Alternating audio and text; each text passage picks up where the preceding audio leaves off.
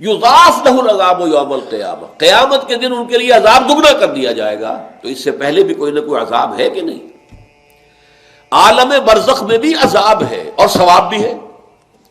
حضور نے فرمایا صلی اللہ علیہ وسلم کہ قبر جو ہے کسی انسان کی، وہ یا جہنم کے گڑھوں میں سے ایک گڑھا ہے اور یا جنت کے باغیچوں میں سے ایک باغیچہ ہے۔ اب اس کی حقیقت کو ہم نہیں جان سکتے۔ دیکھیے، نوٹ کر لیجیے اچھی طرح، پکے اصول کے طور پر گرہ باندھ لیجیے، عالم برزخ اور عالم آخرہ کی کسی بات میں جو کچھ بتا دیا گیا اس سے آگے کھوج کرید مت کریں، اس لیے کہ یہ آیات متشابہات ہیں، ان کی اصل تعویل ہم نہیں جان سکتے۔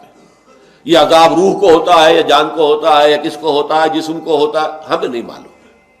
یہ ہمارے اس غیب کے پردے سے ماوراء باتیں ہیں، اور ہم تو یؤمنون بالغیب میں سے ہیں، وہ لوگ ہیں کہ جو غیب کی باتیں، جن کی خبریں دی ہیں اللہ نے، اس کے رسول نے، اس کو مانتے ہیں۔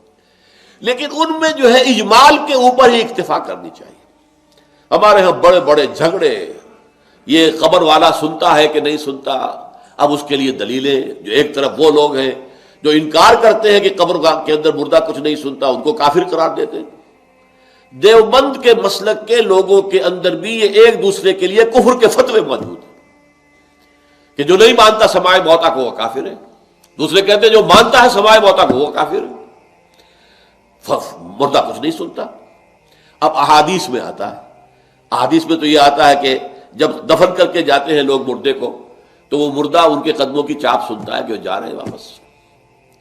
اسی طریقے سے بہت سی احادیث موجود ہیں۔ حضور کا تو خاص کشف کہ آپ نے دیکھا کہ مردوں کو اس وقت عذاب ہو رہا ہے، یا کہ مردوں کا معاملہ یہ ہو رہا ہے۔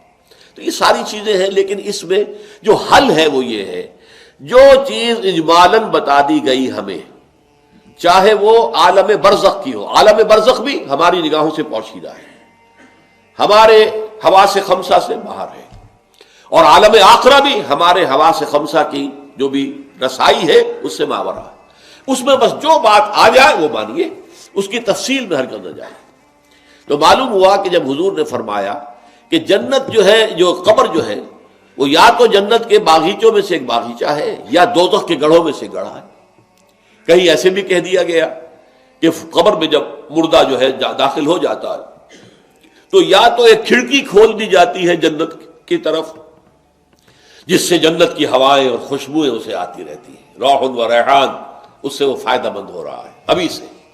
ابھی حساب کتاب تو ہوگا، یوم القیامت کو ہوگا جب اٹھائے جائیں گے۔ اور یا پھر جہنم کی ایک کھڑکی کھول دی جاتی ہے، اس سے وہ لپٹ، اس سے گرمی، یہ وہاں سے جھونکے آتے ہیں۔ تو ہم صرف اتنا ہی مانیں گے۔ اب یہ روح کو ہے یا جسم کو ہے، یہ عالم برزخ میں قبر پر ہے یا کہیں اور کہیں عالم ارواح کے اندر، واللہ عالم۔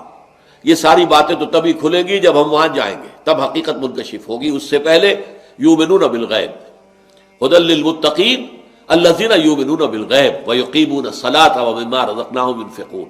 قرآن مجید کی ہدایت سے استفادے کی شرائط میں سے یہ ہے کہ آپ غیب پر بس ایمان لائیں جو بتا دیا گیا۔